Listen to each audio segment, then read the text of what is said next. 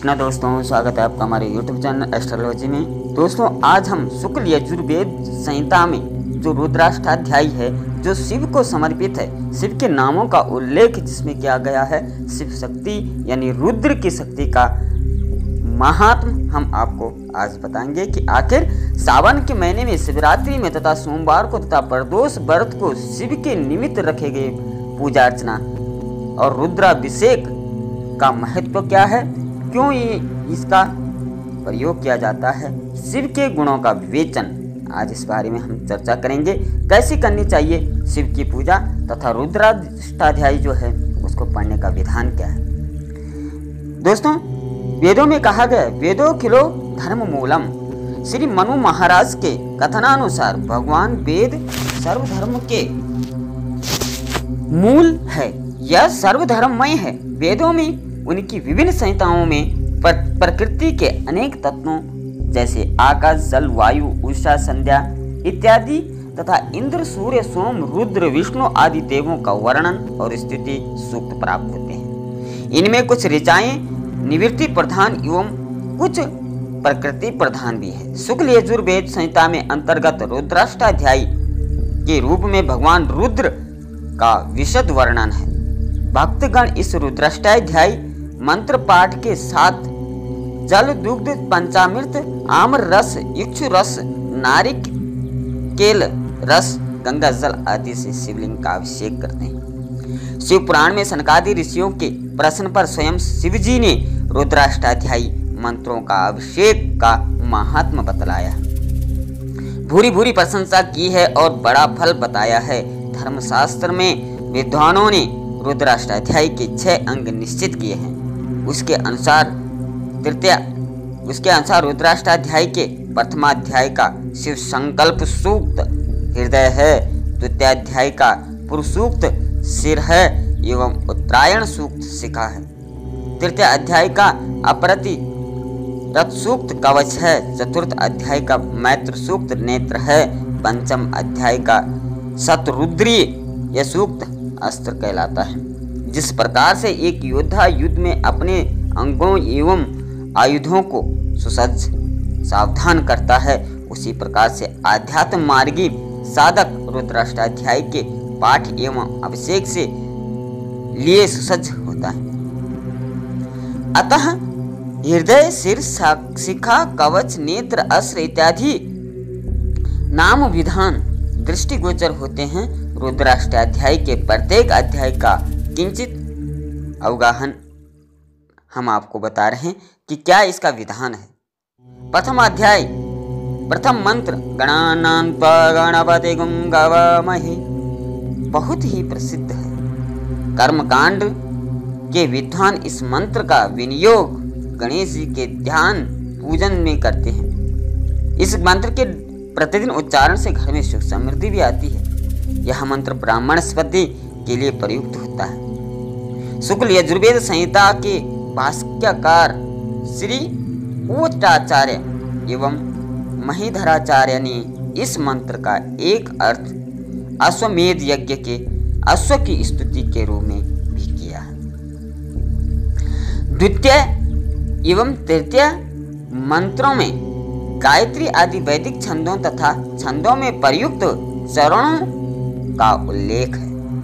5वें मंत्र जजाग्रतो में, 10वीं मंत्र सुखारथि पर्यंत मंत्र समूह शिव संकल्प सूक्त कहलाता है।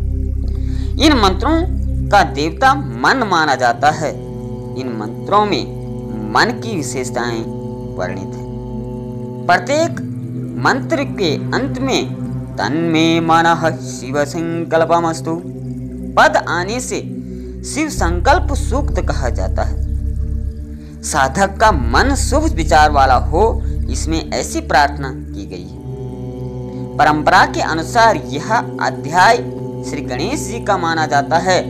द्वितीय अध्याय की बात करें, सहस्त्र शीर्षः पुरखः से लेकर के जज्ञेन जज्ञयम् पर्यंत तक 16 मंत्र पुरुषसूक्त के रूप में प्रयुक्त किए जाते हैं।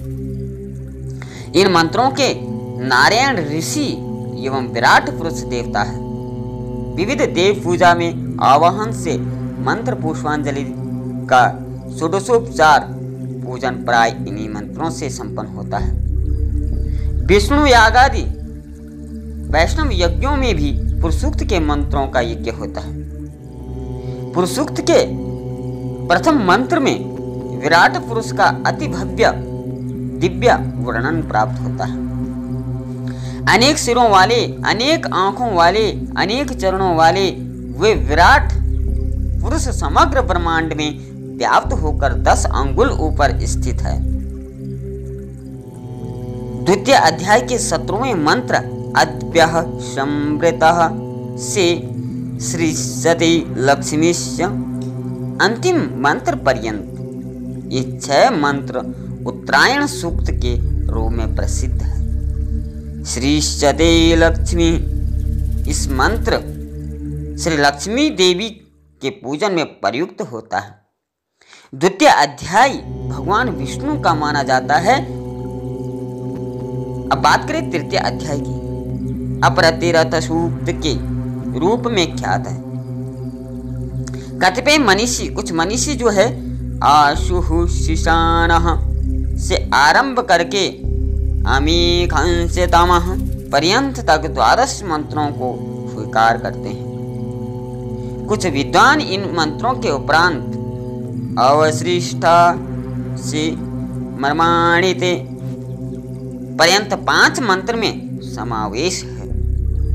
तृतीय अध्याय के देवता देवराज इंद्र माने जाते हैं। इस अध्याय को अपरतिरथ सूक्त मानने का कारण कदाचित यह है कि इन मंत्रों के ऋषि अपरतिरथ है।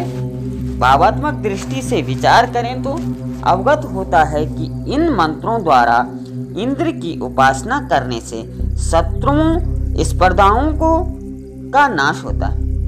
अतः यह अपरतिरथ नाम सार्थक प्रतीक होता है। उदाहरण के रूप में प्रथम मंत्र का अवलोकन करें। ओम आशुहु शिशानो मृकभो नवीमो गण गण चोवणैषखीणाम संग्रदनो निमिख एकवीरगुं सतगुं सेन अजयत शाकमिन्द्रः। अर्थात त्वरा से गति करके शत्रुओं का नाश करने वाला भयंकर वृषभ की तरह सामना करने वाले प्राणियों को क्षुब्ध करके नाश करने वाला मेघ की तरह गर्जना करने वाला शत्रुओं का आवाहन करने वाला अति सावधान अद्वितीय वीर एकाकी पराक्रमी देवराज इंद्र सतस्थ सेनाओं पर विजय प्राप्त करता है। बात करें चतुर्थ अध्याय की, सप्तदश मंत्र है यानी 17 मंत्र जो मैत्र सूक्त के रूप में ज्ञात होते हैं। इन मंत्रों में भगवान मित्र सूर्य की स्तुति की है। मैत्र सूक्त में भगवान भुवन भास्कर का मनोरम वर्णन प्राप्त होता है। ओम आकृषेण रजसः वर्तमानो निवेशयन्नमृतं मर्त्यञ्च हिरण्येन सवितः रथेना देवो याति भुवनानि पश्यन्नः। अर्थात रात्रि के समय अंधकार में तथा अंतरिक्ष लोक में पुनः पुनः उदयमान देवों को तथा मनुष्यों को स्व कार्यों में नियोजित करने वाले सबके प्रेरक प्रकाशमान भगवान सूर्य सुवर्णंगी रथ में बैठ करके सर्व भुवनों के लोकों की पाप पुण्य में प्रवृत्तियों का निवारण करते हैं। रुद्राष्टाध्याय के 5वें अध्याय में 66 मंत्र है। यह अध्याय प्रधान है। विद्वान इसको शतरुद्रीय भी कहते हैं। शतसंख्यातः रुद्रदेवता अस्येति शतरुद्रमः। इस मंत्रों में भगवान रुद्र के शतस रूप वर्णित है। कई ग्रंथों में शतरुद्रियों के पाठ का महत्व वर्णित है। कैवल्योपनिषद में कहा गया है कि शत रुद्रीय के अध्ययन से मनुष्य अनेक पाप को युक्त होता है एवं पवित्र बनता है। जाबालोपनिषद में ब्रह्मचारियों तथा श्री याज्ञवल्क्य जी के संवाद में ब्रह्मचारियों ने तत्वनिष्ठा ऋषियों से पूछा है कि किस तरह के जप से अमृत प्राप्त होता है। तब ऋषि का प्रत्युत्तर भी है कि शतरुद्रीय के जप से, शतरुद्रेणीति, विद्वानों की परंपरा के अनुसार पंचमाध्याय के 11 आवर्तन और शेष अध्यायों के आवर्तन के साथ अभिषेक से एक रुद्र या रुद्री होती है। इसे एकादशनी भी कहते हैं। एकादश रुद्री से लघु रुद्र, एकादश लघु रुद्र से महारुद्र एवं एकादश महारुद्र से अति रुद्र का अनुष्ठान होता है। इन सब का अभिषेकात्मक, पाठात्मक एवं होमात्मक त्रिविध विधान मिलता है। मंत्र के क्रम से रुद्राभिषेक के नमक चमक आदि प्रकार। प्रदेश भेद से भी कुछ विशेषताएं दृष्टिगोचर कही जाती है। शतरुद्रीय के रुद्र सूक्त में भी कहते हैं, इसमें भगवान रुद्र का भव्य ख्याति, भव्य वर्णन हुआ है। प्रथम मंत्र का आस्वाद। ओम नमस्ते रुद्र मानवा उत तो इखवी नमः बाहुभ्याम तते नमः। ये रुद्रदेव, आपके क्रोध से जो हमारा नमस्कार है, आपके बाणों का हमारा नमस्कार एवं आपकी बाहुओं हमको हमारा नमस्कार है। भगवान शिव का रुद्र स्वरूप दृष्टि ग्रहणार्थ है। अतः इस मंत्र में रुद्रदेव के क्रोध को, बाणों को एवं उनको चलाने वाली बाहुओं को नमस्कार व समर्पण किया गया।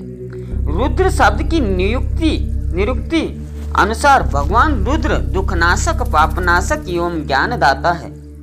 रुद्र सूक्त में भगवान रुद्र के विविध रूप वर्णित है, जैसे गिरीश, अधिवक्ता, सुमंगल, निग्रीव, सहस्त्राक्ष, कपर्दी, मीडुस्तम, हरण्यबाहु, सेनानी, ऋकेश, अनाप्यति, जगतपति, क्षेत्रपति, वनपति, वृक्षपति, औषधिपति, सत्वपति, स्नेहपति, गिरिचरपति, सभापति, स्वपति, गणपति, व्रातपति, निरूप, विश्वरूप, भव, सर्व, सतिकंठ, सत्यधन्वा, ह्रस्व, वामन, वृद्ध, ज्येष्ठ, कनिष्ठ, श्लोक्य, आशुसेन, आशुरथ, कवची, श्रुतसेन, सुधन्या, सोम, उग्र, भीम, शंभु, शंकर, शिव, तीर्थ, व्रज, नीललोहित, नागधारी, सहस्त्रबाहु तथा ईशान आदि।